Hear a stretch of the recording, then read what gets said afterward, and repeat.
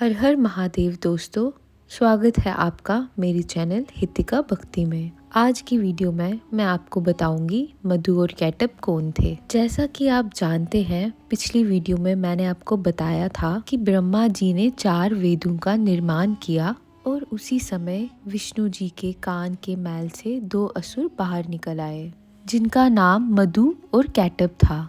मधु और कैटअप इधर उधर देखने लगे क्योंकि वे इस बात से अनजान थे कि वे कहाँ हैं। अब उन्हें भूख लगने लगी और वे खाना ढूंढने लगे, लेकिन चारों ओर पानी ही पानी था। दोनों ने इस जल को पीना शुरू कर दिया और वे बहुत शक्तिशाली हो गए। जैसे जैसे उनके शरीर बढ़ते गए, वैसे वैसे उनके सर भी बढ़ते गए, क्योंकि वे अब अहंकार से भर गए थे।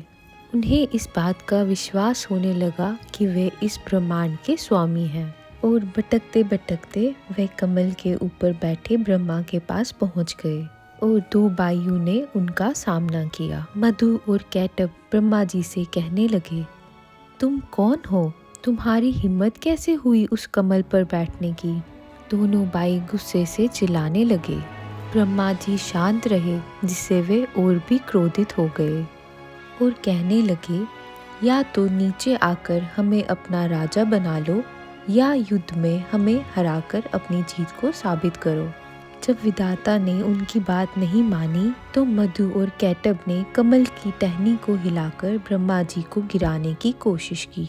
वे बेचारे फूल से लिपट गए, पर वेद उनके हाथ से फिसलकर पत्तों के बीच से एक एक करके गिरते गए। दोनों भाइयों ने उन्हें पानी के नीचे छिपा दिया और ब्रह्मा द्वारा बनाई हर चीज को खत्म करने की धमकी देने लगे। घबराकर विधाता विष्णु जी के पास चले गए और बोले, हे ब्रह्मांड के रक्षक, मैं आपसे विनती करता हूँ कि आप मेरी सहायता के लिए आए। आप जानते हैं कि आपकी मिट्टी से भी उत्पन्न हुए प्राणियों के साथ मेरा कोई मुकाबला नहीं है। मैं आपकी सहायता के बिना इस ब्रह्मांड की रचना कैसे कर सकता हूँ? आप सुन रहे हैं क्या प्रभु? विष्णु जी योग निद्रा में प्रवेश कर चुके थे। ब्रह्मा जी चिल्लाते रहे, लेकिन विष्णु जी गहरे ध्यान में थे।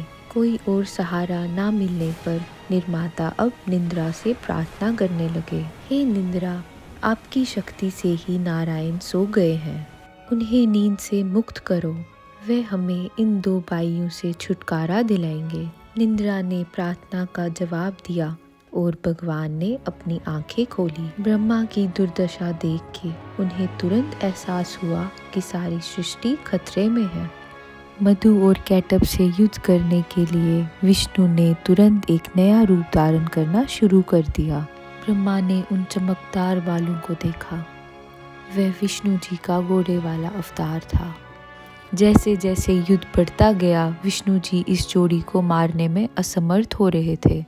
जब एक भाई थक जाता था तो दूसरा लड़ने के लिए आ जाता था।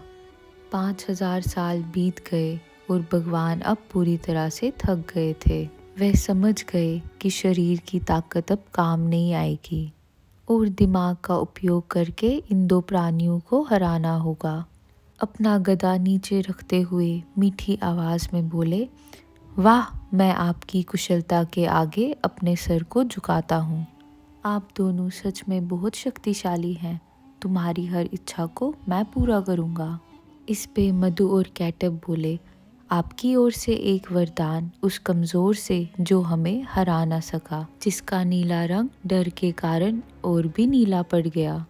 हम विजेता हैं और विजेता वरदान नहीं मांगते, वे उन्हें दान में देते हैं। तुम हमसे कोई भी वरदान मांगो। ये वही घटना थी जिसका विष्णु जी को इंतजार था और विष्णु जी बोले, तो फिर मुझे इजाज़त दो कि मैं तुम दोनों को मार डालूं। ये सुन के दोनों भाइयों को एहसास हुआ कि वे अपने ही जाल में फंस गए, लेकिन वचन दे दिया गया था और पीछे मुड़ना संभव नहीं था। जैसे जैसे मौत सामने आ रही थी, उनकी जिंदा रहने की इच्छा उत्पन्न होने लगी। नीचे देखने पर मधु और कैटअप ने देखा कैसे उनके चारों ओर पानी फैला हुआ था। खुद को बचाने के लिए आखिरी प्रयास करते हुए उन्होंने बोला, आप हमारी जान ले सकते हैं, लेकिन एक शर्त पे, हमें ऐसी जगह पे मार डालो जहाँ पानी ना हो। विष्णु जी फिर मुस्कुराए, अपनी बाहें फैलाते हुए उसका आकार बढ़ने लगा। तब तक बढ़ता गया जब तक कि वह उनका चेहरा नहीं देख सके। फिर उन्होंने मधु और कैटअप को एक एक जांघ पे रखकर उनका सर काट डाला।